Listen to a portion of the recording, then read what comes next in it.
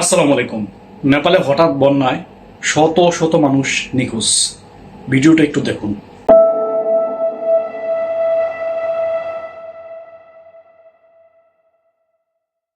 যদি সামান্য কয়েক মিনিটের বন্যায় জনপদ ভাসিয়ে নিয়ে যেতে পারে, তাহলে যখন কেয়ামত হবে, কেয়ামত কতটা ভয়াবহ হবে একবার কল্পনা করুন, একবার চিন্তা করুন।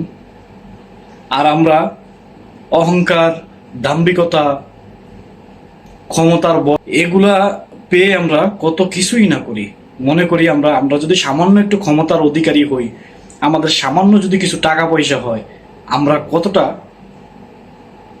অহংকারী হয়ে উঠি। আর আজকে দেখছেন এই নেপালের মধ্যে যে মাত্র কয়েক মিনিটের বন্যায় আপনার পুরো জনপদ একবারে ভাসিয়ে নিয়ে গেছে। হাজার হাজার মানুষ নিখোঁজ। মানে এত তাড়াতাড়ি, এত স্পিডে এই বন্যাটা হয়েছে, মানুষ উপরে ওঠার সময় পর্যন্ত পায় নাই।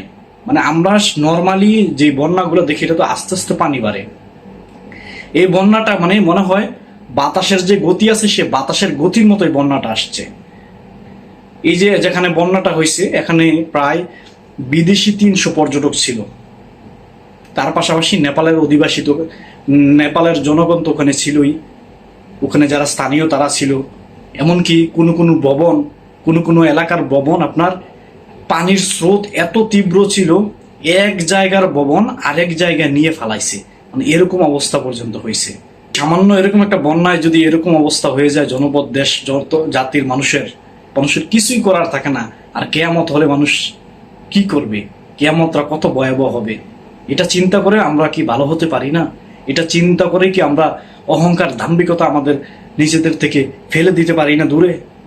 এই কথাটা চিন্তা করে আমরা গোশখানা ছেড়ে দিতে পারি না? এই কথাটা চিন্তা করে আমরা সুদ খাওয়া ছেড়ে দিতে পারি না? সুদের ব্যবসা ছেড়ে দিতে পারি না? এই কথাটা চিন্তা করে আমরা হালাল উপার্জন করতে পারি না? হারাম বর্জন করতে পারি না? পৃথিবীর মধ্যে আল্লাহ তার বান্দাদেরকে কিছু কিছু আযাব দেয় তাদেরকে সতর্ক করার জন্য।